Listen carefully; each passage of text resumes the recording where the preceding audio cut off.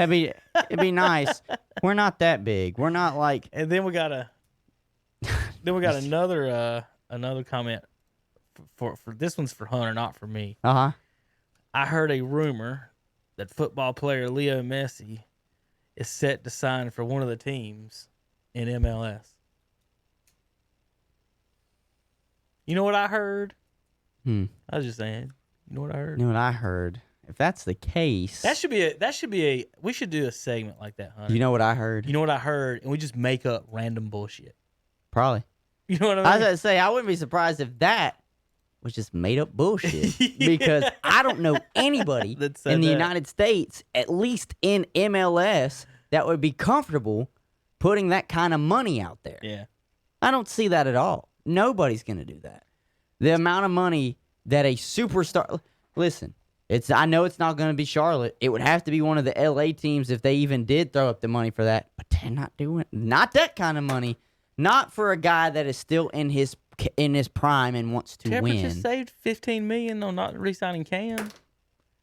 Oh, you think Messi wants just $15 million? No, I didn't say that. But that's $15 million towards. But we've said this before. Charlotte MLS team is not starting till 2022. He's not waiting a season. He wants to go and play probably for a winner. So I appreciate that. I appreciate that little I heard. But who's Neymar? Neymar is that soccer? Yes, it's a soccer Says he player. tests positive for something. What did he test positive The for? coronavirus. Okay. He tested positive for the coronavirus after a weekend out at some city. He plays in Paris. Well, if that's his only symptom, Hunter, he's got a 6% chance of not making it. Yeah, it's tough. Tough. If that's his only symptom. Or no, that's only people that, whatever. Jordan is buying DraftKings, part of DraftKings. Yeah, I saw that. He wants to be a part of their advisory team. Gambler's going to gamble, Hunter. I'm telling you, I read that and I thought it was wild. Gambler's going to gamble. I mean, it didn't surprise me, but oof. Is that all you got on that? Gambler's gonna gamble. I mean, what does Tom like to say? Degenerate gambling. Oh, he said, of course, talking about the Southerners, he said Southerners will gamble on anything. Just proof. Tom. They will. That is so stereotypical. How could you? Not everybody, of course, but, you know, the media that we live in today is in an uproar over Kirk Cousins. They said if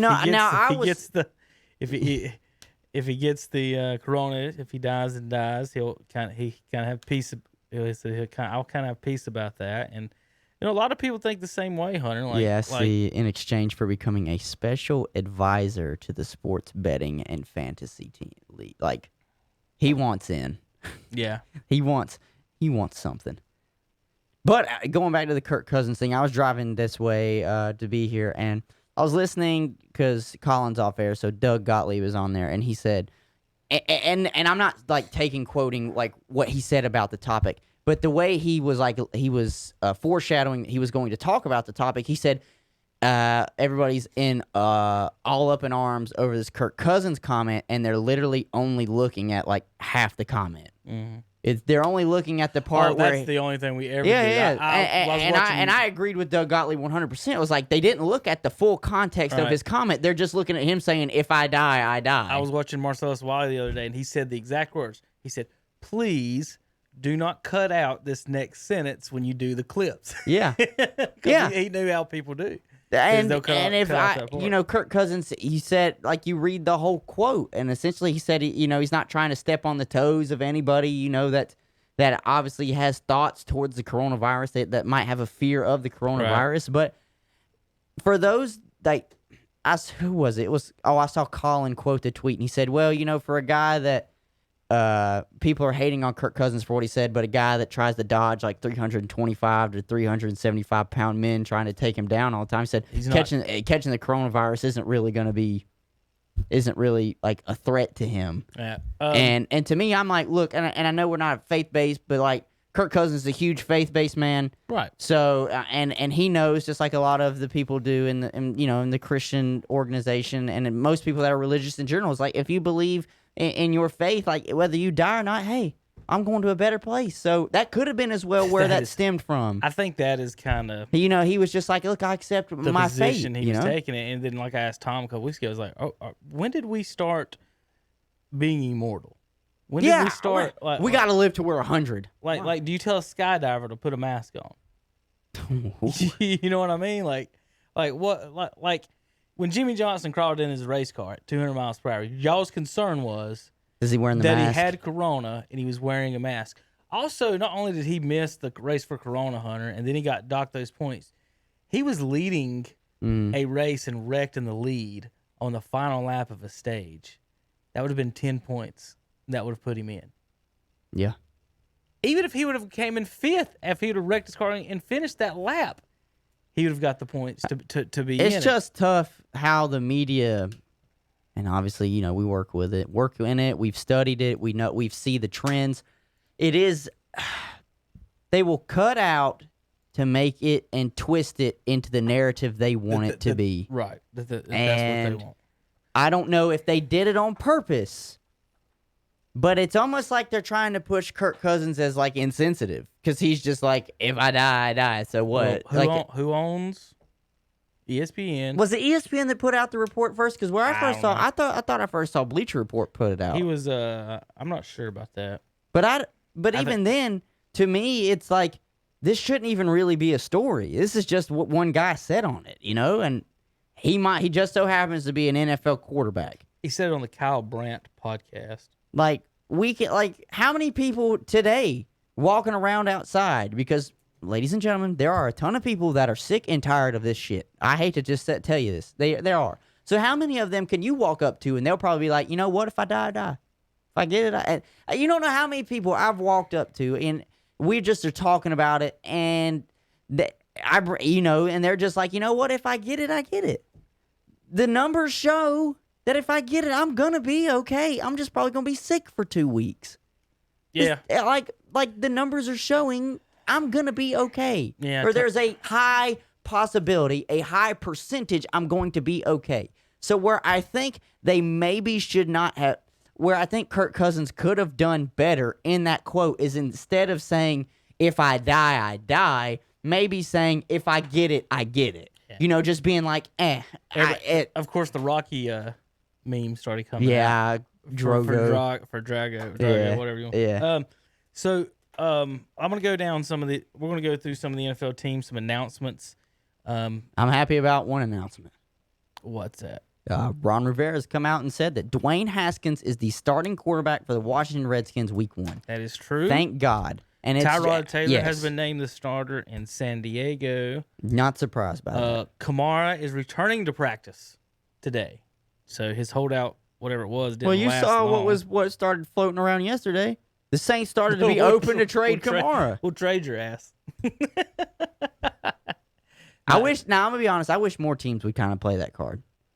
Because most teams do, though, really. They do, but you do have those moments where, like, the Zeke holdout and the Dak thing where they were thinking he was going to hold out. It was like, well, look, we'll just get something for you then if we don't want to give you this money. I've always had a problem when people, or at least not people, when players have these contracts and they come up to you a 2 to sometimes a year and a half early and say, I'm ready for my new deal. It's like, whoa. What was the point of us even making this 3 to 4 year contract to begin with if you don't honor it? I can't remember what analyst said it. I think he was an ex-coach or an ex-GM personnel guy up in the offices of an NFL team. He said, if teams don't nip that in the bud early, it's just going to be a precedent where guys will always just be like, oh, well, I got like 2 years left, but hey, I think I need more money. So what if they only did deals? Had a rule. I know everybody would have to agree on it. 1 year deals? 1, 2, and 7. You're here for a short time or you're locked in. Right. Okay. Some people need 2 years guaranteed. You get a veteran, we'll give you a 2 years. Yeah, well, I think they got still like veteran minimums where it's like a year for like $1 million. You got half the leagues on 1 year deals anyway. Yeah. So in most contracts are a year to year basis. So why even go through the facade of acting like, the 3, the 4-year deals, the 7-year deals are worth anything. Not everybody's Patrick Mahomes getting a 10-year deal. Some guys if you want to give 7 years to a quarterback or something like that, I understand the thought process. You want to lock a guy in.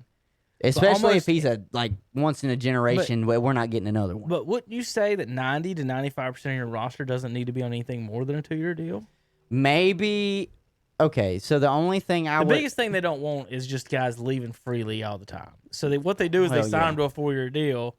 We're gonna get what we can out of you. We want to get rid of you when we want to get rid of you. We'll either release. The same thing that the Jaguars just did with Fournette. Yeah, they don't. We couldn't move you for anything, so we're just gonna let you go on our own terms. Well, now he's filed a grievance to get like the $4 million that is still owed to him. I don't blame him. I mean, if it's your money, if I'm not mistaken, I think Todd Gurley is still owed money by the Rams. Yeah. So if they owe you money, I don't blame you. For me, the quarterback is essential.